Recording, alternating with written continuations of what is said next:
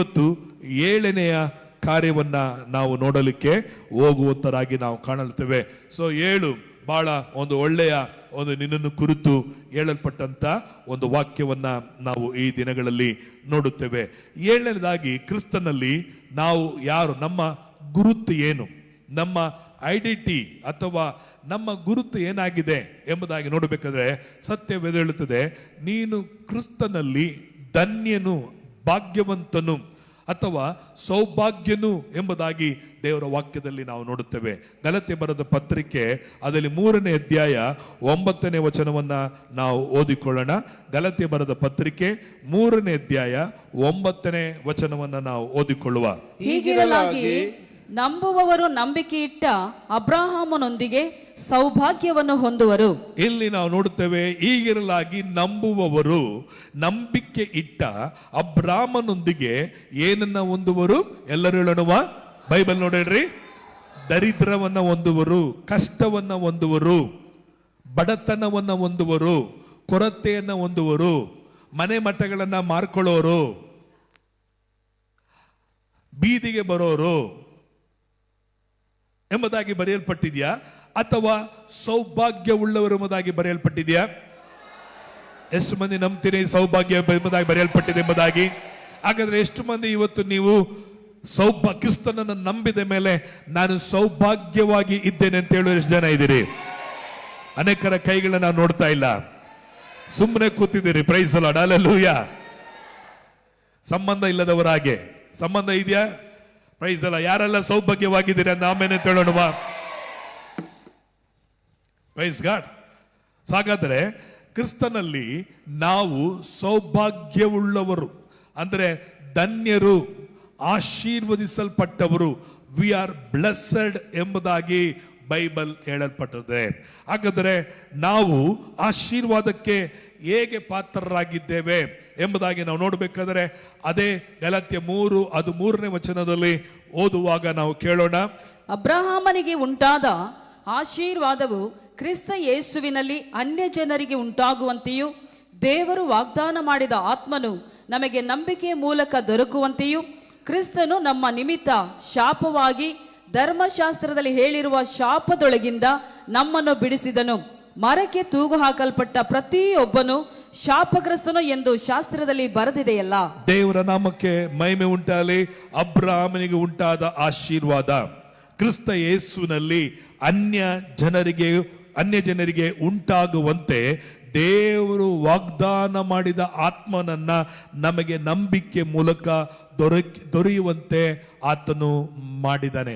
ಹಾಗಾದರೆ ಆಶೀರ್ವಾದಕ್ಕೆ ಯೋಗ್ಯತೆ, ಅರ್ಹತೆ ನಮ್ಮ ನಡತೆ ಅಲ್ಲ, ನಮ್ಮ ಯೋಗ್ಯತೆಗಳಲ್ಲ, ನಮ್ಮ ಒಳ್ಳೆತನ ಅಲ್ಲ, ನಮ್ಮ ಭಕ್ತಿ ಅಲ್ಲ ದೇವರು ನೋಡೋದು. ದೇವರು ನಮ್ಮಲ್ಲಿ ನೋಡುವಂಥದ್ದು ಏನಂದ್ರೆ ನಂಬಿಕೆಯನ್ನ ನೋಡುವಂಥವರಾಗಿದ್ದಾರೆ. ನಾವು ಆಶೀರ್ವಾದ ಹೊಂದಿಕೊಳ್ಳಕ್ಕೆ 5 ಸ್ಟೆಪ್ 6 ಸ್ಟೆಪ್ ಅಲ್ಲ, ಒಂದೇ ಒಂದು ಮಾರ್ಗ. ಅದು ಏನಾಗಿದೆ? ನಂಬಿಕೆ. ಆ ನಂಬಿಕೆ ಯಾರ ಮೇಲೆ? ಕ್ರಿಸ್ತನ ಮೇಲೆ ನಮ್ಮ ನಂಬಿಕೆ ಇದೆ. ಹಾಗಾದರೆ ಇವತ್ತು ಯಾರೆಲ್ಲ ಕ್ರಿಸ್ತನ ಮೇಲೆ ನೀವು ನಂಬಿಕೆ ಇಟ್ಟಿದ್ದೀರೋ ನೀವೆಲ್ಲರೂ ದರಿದ್ರರಲ್ಲ, ನೀವು ಸೌಭಾಗ್ಯವುಳ್ಳವರು, ಧನ್ಯರು, ನೀವು ಭಾಗ್ಯವಂತರು. ಎಲ್ಲ ನಡ್ರಿ, ನಾನು ಭಾಗ್ಯವಂತನು, ನಾನು ಆಶೀರ್ವದಿಸಲ್ಪಟ್ಟವನು, ಐ ಆಮ್ ಬ್ಲೆಸ್ಸೆಡ್. ಹಲ್ಲೆಲೂಯಾ. ಹೇಗೆ ನೀವು ಆಶೀರ್ವದಿಸಲ್ಪಟ್ಟಿದ್ದೀರಿ? ಕ್ರಿಸ್ತನ ಮೂಲಕವಾಗಿ ನಂಬಿಕೆ ಇಟ್ಟಂತ ನೀವು ಅಬ್ರಾಮನಿಗೆ ಉಂಟಾದ ಸಕಲ ಆಶೀರ್ವಾದಗಳಿಗೂ ನೀವು ಆಶೀರ್ವಾದವಾಗಿ. ನಾವು ಅನ್ಯರಾಗಿದ್ವಿ, ನಮ್ಮ ಮೇಲೆ ಇದ್ದಂತ ಶಾಪಗಳನ್ನ ಯೇಸು ಶಿಲುಬೆಯಲ್ಲಿ ಒತ್ತು ತೀರಿಸಿದನು.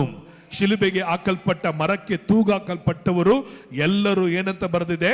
ಶಾಪಗ್ರಸ್ತರು. ಹಾಗಾದ್ರೆ ಯೇಸು ಯಾರಿಗಾಗಿ ಶಾಪಗ್ರಸ್ತನಾದನೆಂದ್ರೆ ನನ್ನ ಶಾಪವನ್ನ ಯೇಸು ಹೊತ್ತುಕೊಂಡ.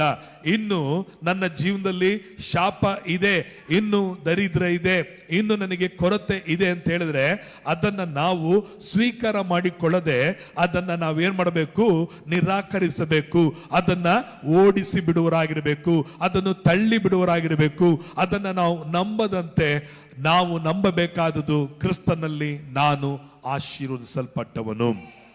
ಹಲ್ಲೆಲೂಯಾ. ಎಂಬುದಾಗಿ ಆ ನಂಬಿಕೆ ನಿಮ್ಮನ್ನ ಇವತ್ತು ಕ್ರಿಸ್ತನಲ್ಲಿ ಏನ್ ಮಾಡಿದೆ? ಆಶೀರ್ವಾದದಲ್ಲಿ ನಿಮ್ಮನ್ನ ನಡೆಸಿದೆ. ದೇವರು ಇಸ್ರೇಲರಿಗೆ ಹೇಳಿದ್ರು, ನಾನು ನಿಮ್ಮನ್ನು ಹಾಲು ಮತ್ತು ಜೇನು ಹರಿಯುವಂತೆ ದೇಶಕ್ಕೆ ಏನ್ ಮಾಡುವೆನು? ಕೊಂಡು ಹೋಗುವೆನು. ನಿಮ್ಮನ್ನ ನೀರಿಲ್ಲ ಜಾಗಕ್ಕೆ ಅಥವಾ ಮಳೆ ಇಲ್ಲದ ಜಾಗಕ್ಕೆ ಕೊಂಡು ಹೋಗುವುದಾಗಿ ದೇವರು ಹೇಳಿಲ್ಲ. ಎಲ್ಲಿಗೆ ಕರ್ಕೊಂಡು ಹೋಗ್ತೀನಿ ಅಂತ ಹೇಳಿದ್ರು? ಆತನು ಹಾಲು ಮತ್ತು ಜೇನು ಇರುವಂತ ಸ್ಥಳಕ್ಕೆ ನಾನು ನಿಮ್ಮನ್ನು ನಡೆಸ್ತೀನಿ. ಕೀರ್ತನೆಗಾರನು ಹೇಳ್ತೇನೆ, ಯೆಹೋವನು ನನ್ನ ಕುರುಬನು, ನಾನು ಏನ್ ಪಡೆನು? ಕೊರತೆ ಪಡೆನು. ಯಾವಾಗ ನಮ್ಮ ಜೀವನದಲ್ಲಿ ಇಕ್ಕಟ್ಟುಗಳು, ಹೋರಾಟಗಳು ಬರುತ್ತದೋ ಇದನ್ನೆಲ್ಲ ನಾವೇನ್ ಮಾಡಬೇಕು? ಅವಾಗ ಬಾಯಿ ತೆರೆದು ಹೇಳ್ಬೇಕು. ಹೃದಯದಿಂದ ನಂಬಿ ಬಾಯಿಂದ ಅರಿಕೆ ಮಾಡುವುದ್ರೆ ನಮಗೆ ರಕ್ಷಣೆ ಉಂಟಾಗುತ್ತದೆ. ಹೃದಯದಿಂದ ವಾಕ್ಯವನ್ನು ನಂಬಬೇಕು, ಬಾಯಿ ತೆರೆದು ಹೇಳ್ಬೇಕು. ಯಾರಿಗೆ ಹೇಳ್ಬೇಕು? ನನಗೆ ನಾನೇ ಹೇಳಿಕೊಳ್ಳಬೇಕು. ಕೀರ್ತನೆ ಹೇಳುತ್ತೇನೆ, ನನ್ನ ಮನವೇ ಯೆಹೋವನನ್ನು ಏನ್ ಮಾಡು? ಕೊಂಡಾಡು. ಎಲ್ಲರ ಮನವು ಕೊಂಡಾಡು ಅಂತ ಹೇಳಿಲ್ಲ. ಅವನು ಹೇಳ್ತಾನೆ, ನನ್ನ ಮನವೇ ಯೆಹೋವನನ್ನು ಕೊಂಡಾಡು. ಯಾಕೆ? ನೀನು ಮೌನದಲ್ಲಿ ಇದ್ದೀಯಾ? ನೀವು ಮೌನದಲ್ಲಿರುವಾಗ, ಕೊರತೆಯಲ್ಲಿರುವಾಗ, ಸಮಸ್ಯೆಗಳಲ್ಲಿರುವಾಗ ನೀವೇನ್ ಮಾಡಬೇಕು? ಬಾಯಿ ತೆರೆದು ಮಾತನಾಡಬೇಕು.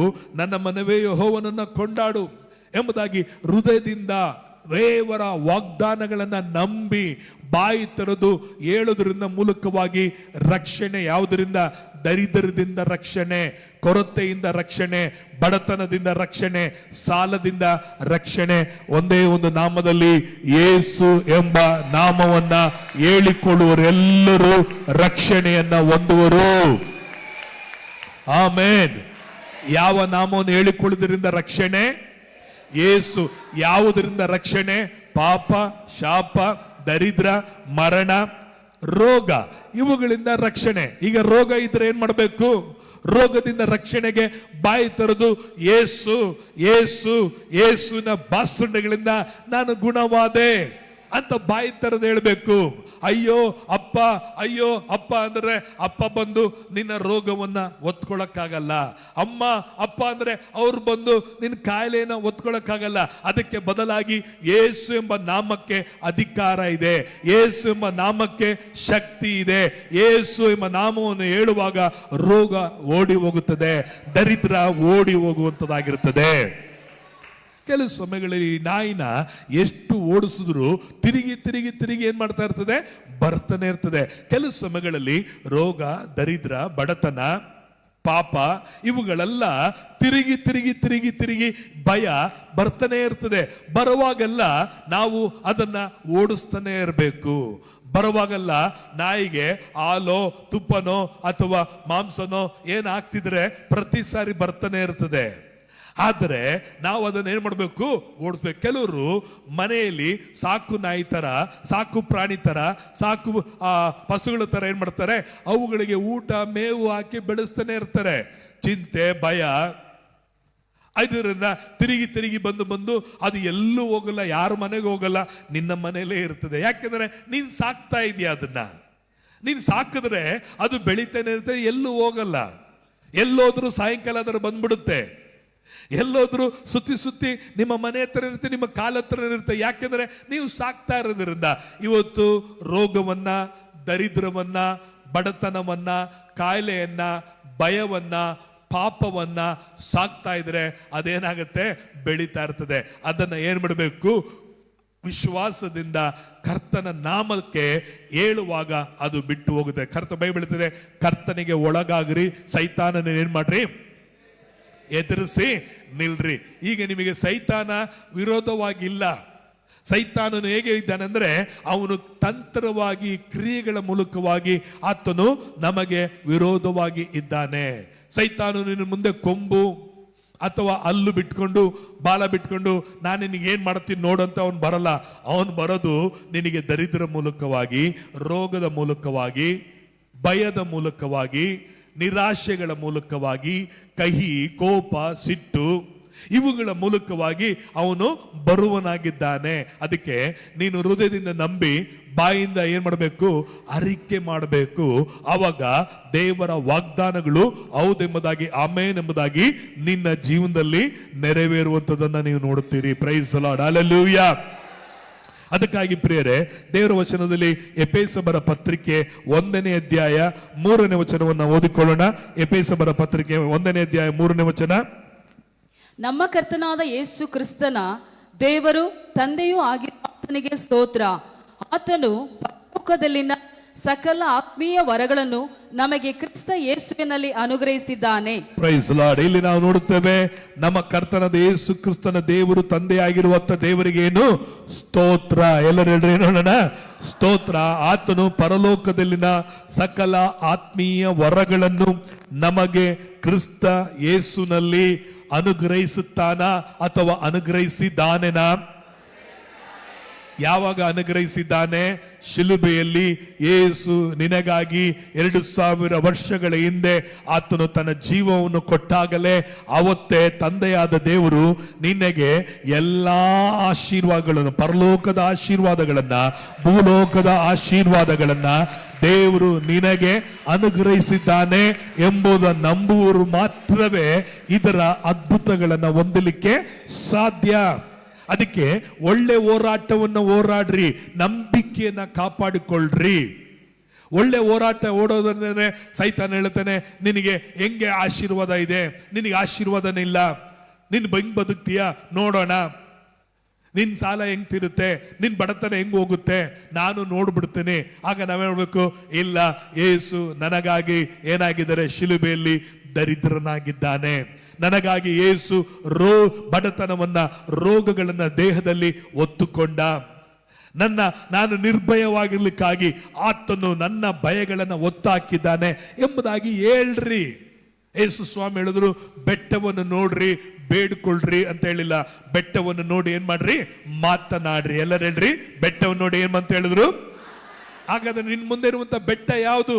ರೋಗನ, ಭಯನ, ಬಡತನನ, ಅವಮಾನಗಳ, ಪರಿಸ್ಥಿತಿಗಳ ನೋಡಿ ಮಾತನಾಡ್ತಾನೆ. ಅವುಗಳು ನೋಡಿ ಮಾತನಾಡ್ರಿ. ಇವತ್ತು ಅನೇಕರು ಪ್ರಾರ್ಥನೆ ಮಾಡುವಾಗ ವಾಕ್ಯಗಳನ್ನು ತೆಗೆದು ದೇವರಿಗೆ ಹೇಳ್ತಾರೆ, ದೇವರೇ ನಿನ್ನ ವಾಕ್ಯದಲ್ಲಿ ಹಿಂಗ್ ಬರೆದಿದೆಯಲ್ಲ, ನಿನ್ನ ವಾಕ್ಯದಲ್ಲಿ ಹೀಗೆ ಬರೆದಿದೆಯಲ್ಲ, ದೇವರೇ ನಿನ್ನ ವಾಕ್ಯದಲ್ಲಿ ಬರೆದಿದೆ. ಸೂರ್ಯನಿಗೆ ಟಾರ್ಚ್ ಹೊಡೆದಂಗೆ ದೇವರಿಗೆ ವಾಕ್ಯ ಹೇಳ್ತಾ ಇರಬೇಡ. ವಾಕ್ಯ ನಿನಗೆ ಬರೆಯಲ್ಪಟ್ಟಿರೋದು, ವಾಕ್ಯ ನನಗೆ ಬರೆಯಲ್ಪಟ್ಟಿರೋದು, ವಾಕ್ಯ ಪರಿಸ್ಥಿತಿಗಳಿಗೆ ಬರೆಯಲ್ಪಟ್ಟಿರೋದು. ಪರಿಸ್ಥಿತಿಗಳನ್ನ ಮಾತನಾಡು. ನೀನು ವಾಕ್ಯವನ್ನ ಹೇಳ್ಕೊ.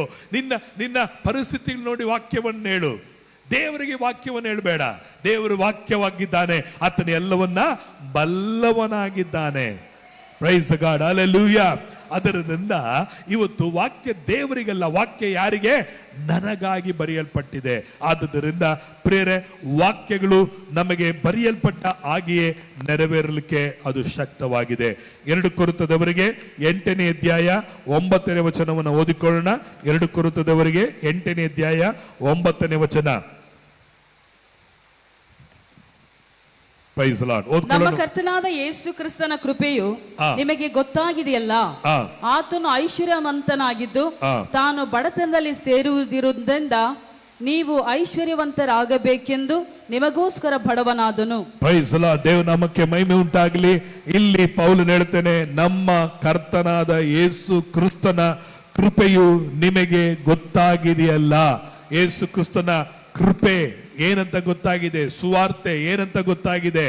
ನಾವು ಇನ್ನು ಧರ್ಮಶಾಸ್ತ್ರದಲ್ಲಿಲ್ಲ, ಧರ್ಮಶಾಸ್ತ್ರದಲ್ಲಿ ಹೇಳಲ್ಪಟ್ಟಂತ ಶಾಪದೊಳಗಿಲ್ಲ, ನಾವು ಕೃಪೆಯಲ್ಲಿ ಇದ್ದೇವೆ. ಕೃಪೆಯು ಏನಂತ ಹೇಳುತ್ತದೆ? ಆತನು ಐಶ್ವರ್ಯವಂತನಾಗಿದ್ದು ತಾನು ಬಡತನದಲ್ಲಿ ಸೇರಿರುವುದರಿಂದ ನೀವು ಏನಾದ್ರಿ ಐಶ್ವರ್ಯವಂತರಾಗುವರೆಂದು ನಿಮಗೋಸ್ಕರ ಆತನು ಬಡವನಾದನು. ಬೈಬಲ್ ಹೇಳುತ್ತದೆ, ನಾವು ಐಶ್ವರ್ಯವಂತರಾಗಬೇಕೆಂದು ನಮಗಾಗಿ ಒಬ್ಬ ಏನಾದನೆ? ಯೇಸು ಬಡವನಾಗಿದ್ದಾನೆ. ಆಮೇನ್ ಅಂತ ಹೇಳೋಣವಾ? ಏನಕ್ಕಾಗಿ ಯೇಸು ಬಡವನಾಗಿ ಲೋಕಕ್ಕೆ ಬಂದಂದ್ರೆ ನಾವು ಏನಾಗುವುದಕ್ಕಾಗಿ? ಐಶ್ವರ್ಯ. ಹಾಗಾದ್ರೆ ಐಶ್ವರ್ಯವು ಆಶೀರ್ವಾದವು ಕ್ರಿಸ್ತನಲ್ಲಿ ನಮಗೆ ಉಂಟಾಗಿದೆ. ಆದುದರಿಂದ ಯೇಸು ಕ್ರಿಸ್ತನು ಬರೀ ನಮಗೆ ರಕ್ಷಣೆಯನ್ನ, ನಿತ್ಯ ಜೀವವನ್ನ, ಪಾಪ ಕ್ಷಮಾಪಣೆಯನ್ನು ಮಾತ್ರ ಕೊಡಲಿಕ್ಕೆ ಬರಲಿಲ್ಲ, ನಮಗೆ ಐಶ್ವರ್ಯವನ್ನ ಕೊಡಲಿಕ್ಕಾಗಿ ಆತನು ಬಂದ. ಯೇಸು ಹೋಗಿದ ಕಡೆಗಳಲ್ಲೆಲ್ಲ ಎಲ್ಲಿ ಕೊರತೆ ಇತ್ತೋ, ಎಲ್ಲಿ ಸಮಸ್ಯೆ ಇತ್ತೋ ಆ ಕೊರತೆಗಳನ್ನ ಅಡ್ಜಸ್ಟ್ ಮಾಡ್ಕೊಳ್ರಿ, ಪರವಾಗಿಲ್ಲ ಅಂತ ಹೇಳಿಲ್ಲ. ಪೇತ್ರ ಹೇಳ್ತಾನೆ, ಸ್ವಾಮಿ ನಾನು ರಾತ್ರಿ ಎಲ್ಲ ಪ್ರಯಾಸ ಪಟ್ಟೆ, ಒಂದು ಮೀನು ಸಿಗ್ಲಿಲ್ಲ. ಬಿಡಪ್ಪ, ಇಷ್ಟು ವರ್ಷ ನೀನ್ ಎಷ್ಟೋ ಮೀನ್ ಹಿಡಿದಿದ್ಯಾ, ಒಂದು ಮೀನ್ ತಾನೆ ಸಿಕ್ಕಿಲ್ಲ, ಬಿಡು, ಇನ್ನೊಂದಿನ ಬಿಡು, ಸಿಗುತ್ತೆ ಅಂತ ಹೇಳಿಲ್ಲ. ಇಲ್ಲ ಇಲ್ಲ ಇಲ್ಲ, ನೀನ್ ಬಲೆಯನ್ನು ಹಾಕು ಅಂತ ಹೇಳಿದ್ರು. ಬಲೆಯನ್ನು ಹಾಕಿದಾಗ ಅವನು ಒಂದು ಮೀನು ಸಿಗಲಿಲ್ಲ ಅಂತ ಹೇಳಿದಾಗ ದೇವರು ಅವನಿಗೆ ಎಷ್ಟು ಮೀನನ್ನು ಕೊಟ್ರಂದ್ರೆ, ಅವನ ದೋಣಿ ತುಂಬಿ ಹೊರಗೆ ಸೂಸುವಂತೆ ಮತ್ತೊಬ್ಬರನ್ನ ಕರೆದು ಅವರ ದೋಣಿಗಳನ್ನು ತುಂಬುವಂತೆ ದೇವರು ಆಶೀರ್ವದಿಸಿದ. Hallelujah, praise God. ಮತ್ತೆ ಊಟ ಇಲ್ಲದಿದ್ದ ವೇಳೆಯಲ್ಲಿ ಜನರಿಗೆ 5 ರೊಟ್ಟಿ 2 ಮೀನುಗಳನ್ನು ಆಶೀರ್ವದಿಸಿ ಅಲ್ಲಿ ಕೊಟ್ಟಾಗ ಅಲ್ಲಿ ಏನಾಯಿತು, ತುಂಬಿ ತುಳುಕಿತ್ತು, ಉಳಿಯಿತು ಎಂಬುದಾಗಿ ನೋಡುತ್ತೇವೆ. ದೇವರು ಯಾವತ್ತೂ ಕೊರತೆಗಳ ಸಹಿಸಿಕೊಳ್ಳ್ರಿ, ಕೊರತೆಯಲ್ಲಿ ಇರ್ರಿ ಎಂಬುದಾಗಿ ಹೇಳಲಿಲ್ಲ. ಕೊರತೆಗಳನ್ನು ದೇವರು ಬದಲಾಯಿಸಿದ. ಖಾನಾವೂರಿನ ಮದುವೆಯಲ್ಲಿ ದ್ರಾಕ್ಷರಸದ ಕೊರತೆ ಉಂಟಾಯಿತು, ಪರವಾಗಿಲ್ಲ ಬಿಡ್ರಿ ಅಂತ ಹೇಳಲಿಲ್ಲ. ಆತನ ಹೇಳ್ದ, ಕೊರತೆಗಳನ್ನು ಬದಲಾಯಿಸಿದ. ಇವತ್ತು ನಿನ್ನ ಜೀವನದಲ್ಲಿ ಕೊರತೆಗಳನ್ನು ದೇವರು ಆತನು ಬದಲಾಯಿಸಲಿಕ್ಕಾಗಿನೇ ದೇವರು ನಿನ್ನನ್ನ ಆರಿಸಿಕೊಂಡಿದ್ದಾನೆ.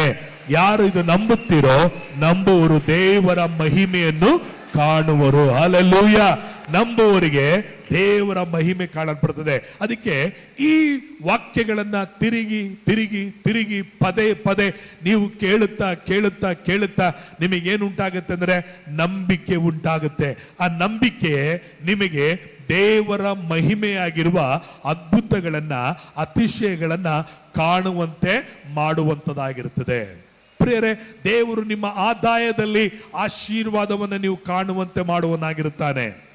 5 ರೊಟ್ಟಿ 2 ಮೀನು ಇರಬಹುದು, ನೀನು ಬರೀ ಕೂಲಿ ತೊಳ್ತಾ ಇರಬಹುದು, ಬರೀ ಸಣ್ಣ ಸಂಬಳದಲ್ಲಿ ನೀನು ಇರಬಹುದು, ಆದರೆ ದೇವರು ಅದನ್ನ ಆಶೀರ್ವದಿಸುವನಾಗಿದ್ದಾನೆ, ಅದನ್ನ ಮಲ್ಟಿಪ್ಲೈ ಮಾಡುವನಾಗಿದ್ದಾನೆ, ಅದನ್ನು ಹೆಚ್ಚುವಂತೆ ಮಾಡುವನಾಗಿದ್ದಾನೆ.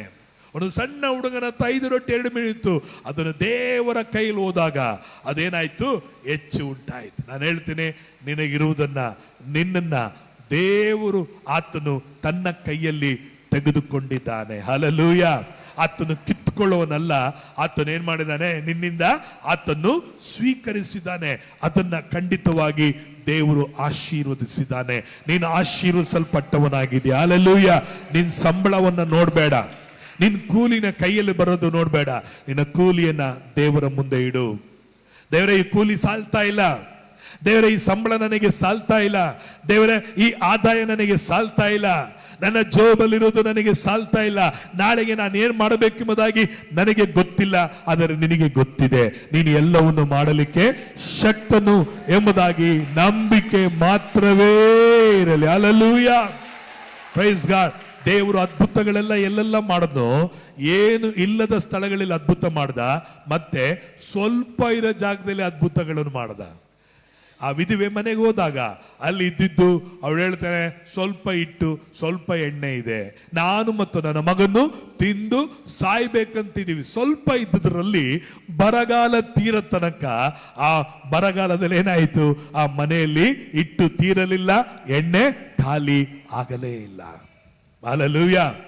ಒಬ್ಬ ಬಡ ವಿಧವೆ, ಅವರ ಗಂಡ ಪ್ರವಾದಿಯಾದವನು ಸಾಲ ಮಾಡಿ ಸತ್ತೋಗಿರ್ತಾನೆ, ಅವನ ಮಕ್ಕಳನ್ನ ಒತ್ತೆಯಾಗಿ ಹಿಡ್ಕೊಂಡು ಹೋಗಿ ಬಂದಿರ್ತಾರೆ.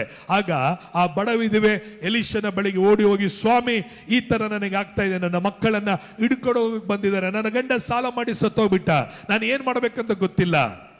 ಇವತ್ತು ಒಂದು ವೇಳೆ ನಿಮ್ಮ ತಂದೆ ತಾಯಿಗಳು ಸಾಲ ಮಾಡಿ ಸತ್ತೋಗಿರ್ಬೋದು, ಇವತ್ತು ನಿಮ್ಮ ಗಂಡ ಸಾಲ ಮಾಡಿ ಸತ್ತೋಗಿರ್ಬೋದು, ನಿಮ್ಮ ಕುಟುಂಬದಲ್ಲಿ ಯಾರೋ ಮಕ್ಕಳು ಸಾಲ ಮಾಡಿ ನಿಮ್ಮ ಭಾರ ನಿಮ್ಮ ಮೇಲೆ ಹಾಕಿರಬಹುದು. ಆದರೆ ದೇವರು ನಿನಗಾಗಿ ಒಂದು ದಾರಿಯನ್ನು ಇಟ್ಟಿದ್ದಾನೆ, ಆತನ ಬಳಿ ಒಂದು ಮಾರ್ಗ ಇದೆ. ಎಲೀಷ ಹೇಳ್ದ, ನಿನ್ನ ಮನೆಯಲ್ಲಿ ಏನಿದೆ? ಎಲೀಷ ಕೇಳ್ದ, ನಿನ್ನ ಮನೆಯಲ್ಲಿ ಏನಿದೆ? ಅವಳು ಹೇಳುದು, ಸ್ವಲ್ಪ ಎಣ್ಣೆ ಇದೆ. ಏನಂತ ಹೇಳಿದ್ಲು? 1 ಲೀಟರ್ ಅಂತ ಹೇಳಿಲ್ಲ, 1 ಸೇರು ಅಂತ ಹೇಳಿಲ್ಲ, 1 ಕ್ಯಾನ್ ಅಂತ ಹೇಳಿಲ್ಲ, ಸ್ವಲ್ಪ ಇದೆ. ಆಯ್ತು, ಹೋಗು, ನಿನ್ನ ಮನೆಯಲ್ಲಿರುವ ಎಲ್ಲಾ ಪಾತ್ರೆಗಳೆಲ್ಲ ಎಣ್ಣೆಯನ್ನು ಹಾಕು ಎಂಬುದಾಗಿ. ಅವಳು ಬಂದು ಬಾಗಿಲು ಮುಚ್ಚಿಕೊಂಡ್ಲು, ಸ್ವಲ್ಪ ಇರೋದನ್ನ ಪಾತ್ರೆ ಹಾಕಿದ್ಲು, 1 ಪಾತ್ರೆ ತುಂಬಿತು. ಆಶ್ಚರ್ಯವಾಯ್ತು. ಇನ್ನೊಂದು ಪಾತ್ರೆ ಹಾಕಿದ್ಲು, ಆ ಪಾತ್ರೆ ತುಂಬಿತು. ಇನ್ನೊಂದು ಪಾತ್ರೆಗೆ ಹಾಕಿದ್ಲು, ಆ ಪಾತ್ರೆ ತುಂಬಿತು. ಹಾಕುತ್ತಾ ಹಾಕುತ್ತಾ ಹಾಕುತ್ತಾ ಮನೆಗಿರುವ ಎಲ್ಲಾ ಪಾತ್ರೆಗಳು ತುಂಬಿ ಇನ್ನು ಯಾವ ಪಾತ್ರೆಗಳು ಇರಲಿಲ್ಲ. ಚೊಂಬು, ಲೋಟ, ಕ್ಯಾನು ಎಲ್ಲದರಲ್ಲಿ ಅವಳು ಎಣ್ಣೆನ ಹಾಕಿದ್ಲು, ಅದನ್ನು ಹೋಗಿ ಮಾರಿದ್ಲು. ಅವಳಿಗಿದ್ದ ಎಲ್ಲಾ ಸಾಲಗಳೇನಾಯ್ತು? ತೀರಲ್ಪಡ್ತು. ಪ್ರೇರ ನಾನು ಹೇಳ್ತೀನಿ, ಇವತ್ತು ದೇವರ ಕೃಪೆ ನಿನ್ನ ಮೇಲೆ ಇರೋದ್ರಿಂದ ದೇವರು ಸ್ವಲ್ಪವಾಗಿರುವುದನ್ನೇ ದೇವರು ಬಹಳವಾಗಿ ಮಾರ್ಪಡಿಸಲಿಕ್ಕೆ ಆತನು ಶಕ್ತನಾಗಿದ್ದಾನೆ. ಹಲ್ಲೆಲೂಯಾ. ಅದಕ್ಕೆ ದೇವರು ವಾಕ್ಯ ಹೇಳ್ತಿದೆ, ಆತನು ಐಶ್ವರ್ಯವಂತನಾಗಿದ್ದು ತಾನು ಬಡತನದಲ್ಲಿ ಸೇರಿರುವುದರಿಂದ ನೀವು ಐಶ್ವರ್ಯವಂತರಾಗಬೇಕೆಂದು ನಿಮಗೋಸ್ಕರ ಬಡವನಾದನು. ಅನೇಕರು ಹೇಳ್ಬೋದು, ಹೆಂಗ ಐಶ್ವರ್ಯಾಗತ್ತೆ, ನಿಮ್ಮ ಪಾಸ್ಟ್ರು ಐಶ್ವರ್ಯವಂತರ ಬಗ್ಗೆ ಮಾತಾಡ್ತಾರಲ್ಲ, ಪ್ರೈಸ್ ಅಲ್ಲ. ಇಲ್ಲ ಇಲ್ಲ ಇಲ್ಲ, ಆತ್ಮೀಯವಾದಂಥ ಐಶ್ವರ್ಯವಂತರು ಆತ್ಮೀಯವಾದಂಥ ಐಶ್ವರ್ಯವನ್ನು ಕೊಡ್ತಾನೆ, ಶಾರೀರಿಕವಾದಂಥ ಆಶೀರ್ವಾದ ಕೊಡಲ್ಲ. ಏಳರೆಲ್ಲ ನೋಡ್ಬೇಕಾದ್ರೆ ಅವರು ಆಶೀರ್ವಾದವಾಗಿರ್ತಾರೆ, ಅವರು ಕಾರು ಬಂಗ್ಲೆ ಪ್ಲೈನಲ್ಲಿ ಓಡಾಡ್ತಿರ್ತಾರೆ. ಆದರೆ ಬೇರೆಯವ್ರು ಮಾತಾಡ್ತಾರೆ, ಇಲ್ಲ ಇಲ್ಲ ಇಲ್ಲ, ನೀವು ದರಿದ್ರರಾಗಿರ್ಬೇಕು. ಆದರೆ ಬೈಬಲ್ ಹೇಳ್ತದೆ, ನೀವು ಐಶ್ವರ್ಯವಂತರಾಗಬೇಕೆಂಬುದಕ್ಕಾಗಿ ಯೇಸು ಏನಾದ? ಬಡವ. ಆತ್ಮೀಯ ಆಶೀರ್ವಾದ ಅಂತ ಬರೆದಿದ್ಯಾ? ಇಲ್ಲ. ಇಲ್ಲಿ ನೋಡ್ತೇವೆ, ಬಡತನದಲ್ಲಿರುವಂತ ನಮಗೋಸ್ಕರ ಆತ ನಮಗಾಗಿ ಬಡವನಾದ.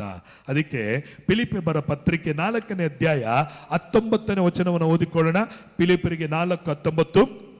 ದೇವರು ನನ್ನ ದೇವರು ಕ್ರಿಸ್ತ ಯೇಸುವಿನ ಮೂಲಕ ತನ್ನ ಪ್ರಭಾವದ ಐಶ್ವರ್ಯಕ್ಕೆ ತಕ್ಕ ಹಾಗೆ ನಿಮ್ಮ ಪ್ರತಿಯೊಂದು ಕೊರತೆಯನ್ನು ನೀಗಿಸುವನು. ಆಮೆನ್ ಅಂತ ಹೇಳಿ ಗಟ್ಟಿಯಾಗಿ ಹೇಳೋಣ. Praise lord. ಹಲ್ಲೆಲೂಯಾ. ಎಲ್ಲರೂ ಸೇರಿ ಈ ವಾಕ್ಯವನ್ನು ಬೈಬಲ್ ತೆಗಿರಿ, ಎಲ್ಲರೂ ನೋಡ್ಕೊಳ್ರಿ, ಎಲ್ಲರೂ ನನ್ನ ಜೊತೆ ಹೇಳ್ರಿ, ನನ್ನ ದೇವರು. ಜೋರಾಗಿ, ನನ್ನ ದೇವರು, ನನ್ನ ದೇವರು ಕ್ರಿಸ್ತ ಯೇಸುವಿನ ಮೂಲಕ ತನ್ನ ಪ್ರಭಾವದ ಐಶ್ವರ್ಯಕ್ಕೆ ತಕ್ಕ ಹಾಗೆ ನನ್ನ ಪ್ರತಿಯೊಂದು ಕೊರತೆಯನ್ನು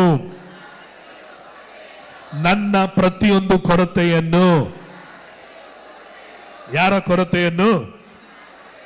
ನನ್ನ ಪ್ರತಿಯೊಂದು ಕೊರತೆಯನ್ನು ಹೇಳ್ರಿ, ನನ್ನ ನೀಗಿಸುವನು. ಆಮೆನ್. ಹಲ್ಲೆಲೂಯಾ.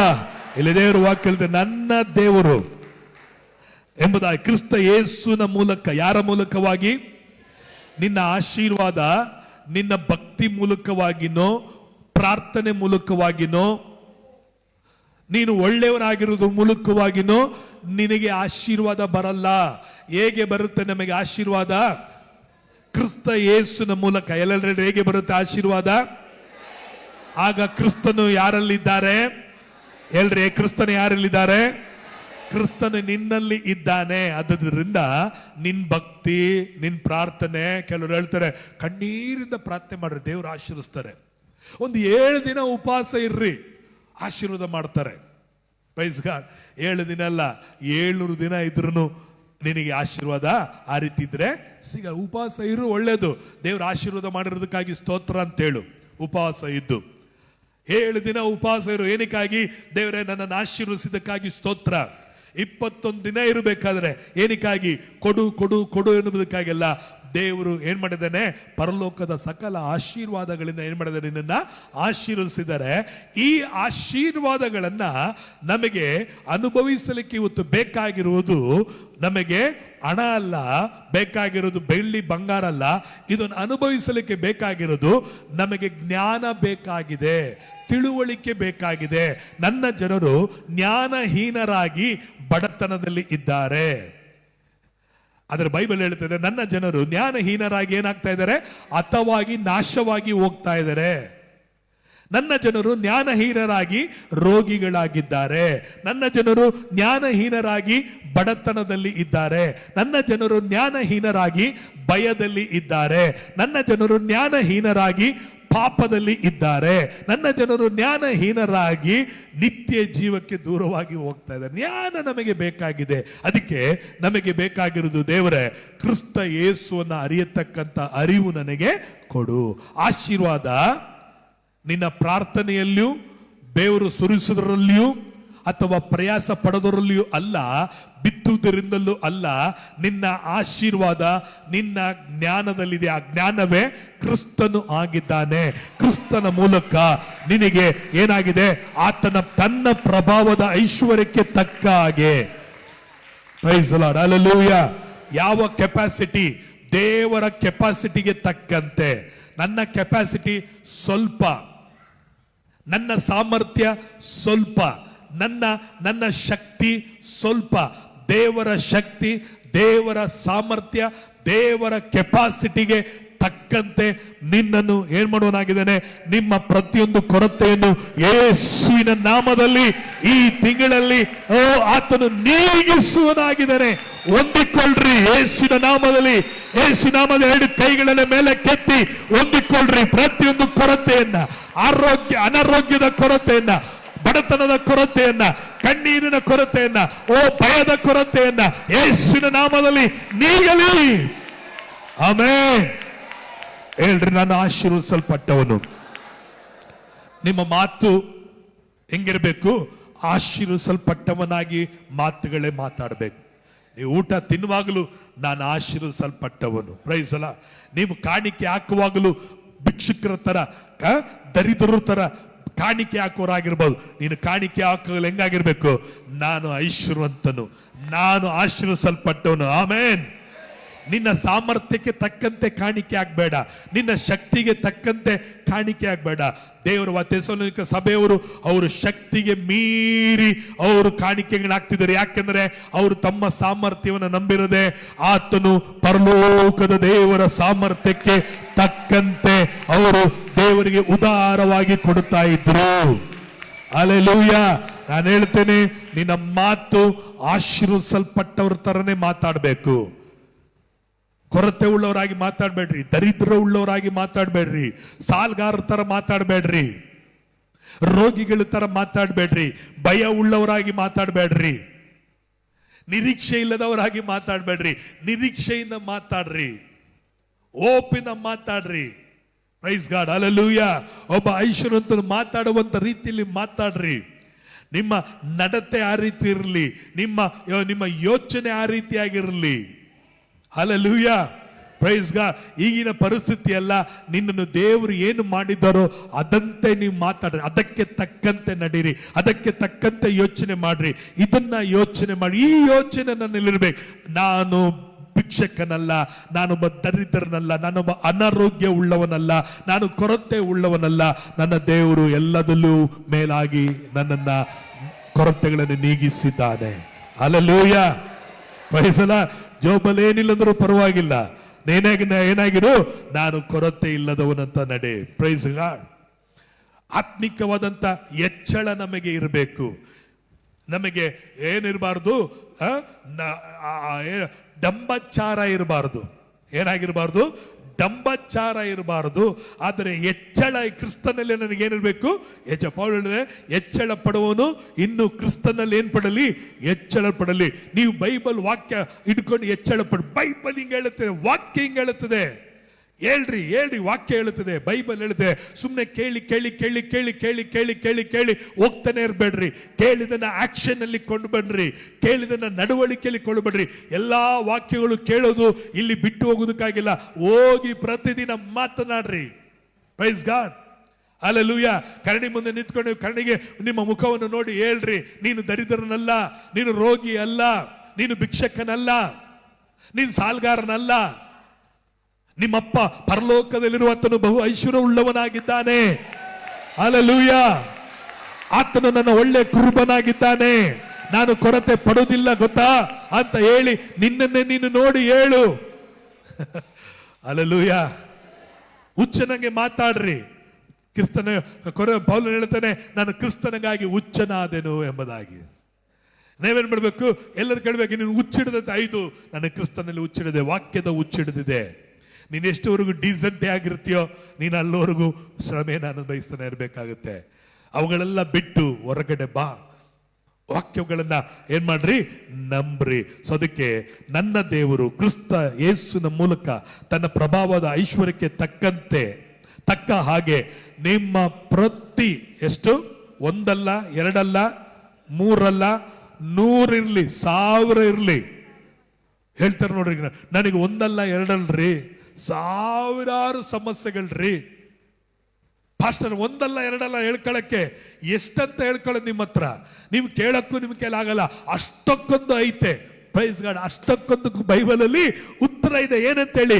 ನಿಮ್ಮ ಪ್ರತಿಯೊಂದು ಏನಂತೆ? ಪ್ರತಿಯೊಂದು ಕೊರತೆಯನ್ನು ನೀಗಿಸುವನು. ಹಲ್ಲೆಲೂಯ. ಈ ವಾಕ್ಯ ಯಾರು ಸ್ವೀಕಾರ ಮಾಡ್ಕೊಳ್ತಿರೋ ಹಾಗೆಯೇ ನಿನ್ನ ಜೀವಿತದಲ್ಲಿ ನಡಿಲಿಕ್ಕೆ ಶಕ್ತವಾಗಿದೆ. ವಾಕ್ಯದ ಮೇಲೆ ಹತ್ಕೊಳ್ರಿ, ಮನುಷ್ಯರ ಮೇಲೆ ಹತ್ಕೊಳ್ಬೇಡ್ರಿ, ವಾತಾವರಣದ ಮೇಲೆ ಹತ್ಕೊಳ್ಬೇಡಿ. Don't believe. ನಿನ್ನ ಕೆಲಸವನ್ನು ನೀನು ನಂಬೇಡ್ರಿ. ಇವತ್ತು ಈ ಬಿಸ್ನೆಸ್ ಮಾಡ್ತೀನಿ, ಇವತ್ತು ಗಿರಾಕಿ ಬಂದ್ಬಿಡ್ತಾರೆ, ಇವತ್ತು ಅದು ಬಂದ್ಬಿಟ್ರೆ, ಅದು ಸಿಕ್ಬಿಟ್ರೆ, ಸಂಬಳ ಬಂದ್ಬಿಟ್ರೆ, ಕೆಲಸ ಸಿಕ್ಬಿಟ್ರೆ, ದುಡ್ಡು ಸಿಕ್ಬಿಟ್ರೆ, ಚೀಟಿ ಬಂದ್ಬಿಟ್ರೆ, ಇಲ್ಲ. ವಾಕ್ಯವನ್ನು ನಂಬಿಡ್ರಿ. ನಾನು ಹೇಳ್ತೀನಿ, ನೀರನ್ನು ದ್ರಾಕ್ಷರಸವಾಗಿ ಮಾರ್ಪಡಿಸಿದ್ದು ವಾಕ್ಯ.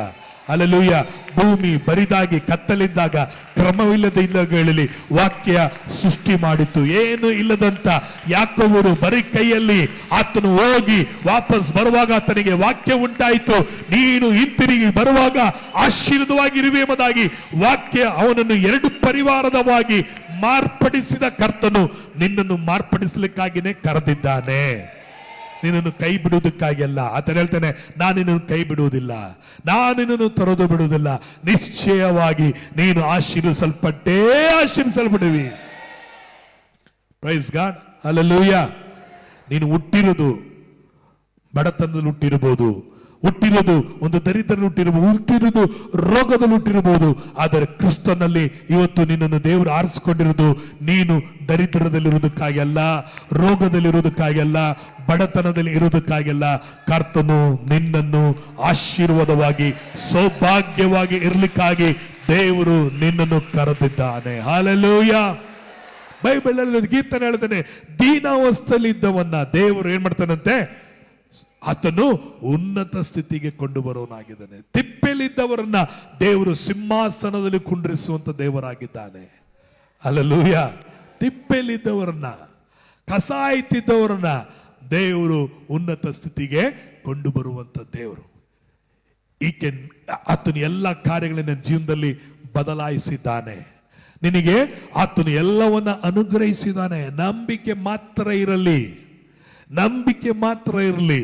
ಎಲ್ಲ ನಿನ್ನನ್ನು ಕೈ ಬಿಟ್ಟಿರ್ಬೋದು, ಎಲ್ಲ ಪರಿಸ್ಥಿತಿಗಳು ಹೋಗಿರ್ಬೋದು, ನಿನ್ನ ದೇಹ ನಿನ್ನ ಮಾತು ಕೇಳದೆ ಇರ್ಬೋದು, ನಿನ್ನ ಕುಟುಂಬದಲ್ಲಿ ಎಲ್ಲ ನೋಡ್ಬೇಕಾದ್ರೆ ಕ್ರಮ ಇಲ್ಲದಿರ್ಬೋದು.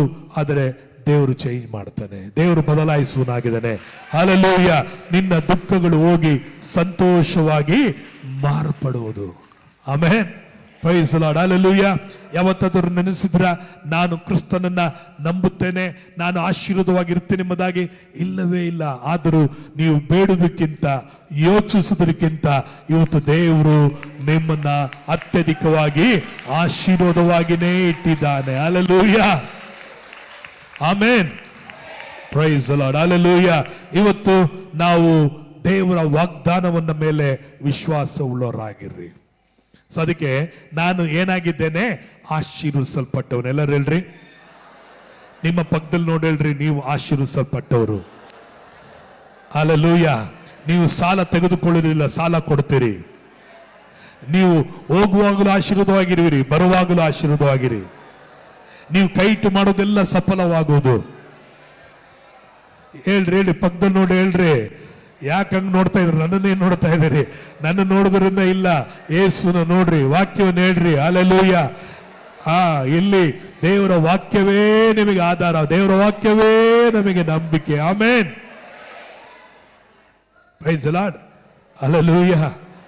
ನಿಮ್ಮ ಹೊಲಗಳು ನೋಡಿ ಮಾತನಾಡ್ರಿ, ನಿಮ್ಮ ಬಿಸ್ನೆಸ್ ನೋಡಿ ಮಾತನಾಡ್ರಿ, ನಿಮ್ಮ ಪರಿಸ್ಥಿತಿಗಳು ನೋಡಿ ಮಾತನಾಡ್ರಿ, ನಿಮ್ಮ ಪರ್ಸ್ಗಳು ನೋಡಿ ಮಾತನಾಡ್ರಿ, ನಿಮ್ಮ ಬ್ಯಾಂಕ್ ಬ್ಯಾಲೆನ್ಸ್ಗಳು ನೋಡಿ ಮಾತನಾಡ್ರಿ. ಹಲ್ಲೆಲೂಯ.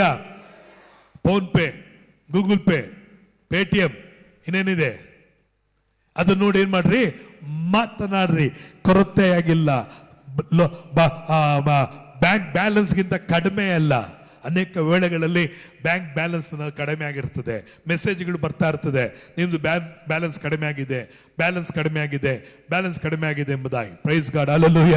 ನನ್ನ ದೇವರು ಗೊತ್ತು, ಬ್ಯಾಲೆನ್ಸ್ ಅವನು ಮೆಸೇಜ್ ಹಾಕುವಾಗಲ್ಲ, ನನ್ನ ದೇವರು ಕೊರತೆಗಳನ್ನು ನೀಗಿಸುವನು, ನನ್ನ ಕೊರತೆಗಳನ್ನು ನೀಗಿಸುವನು ಅಂತೇಳಿ ಹೇಳ್ತಾನೇ ಇರ್ತೇನೆ.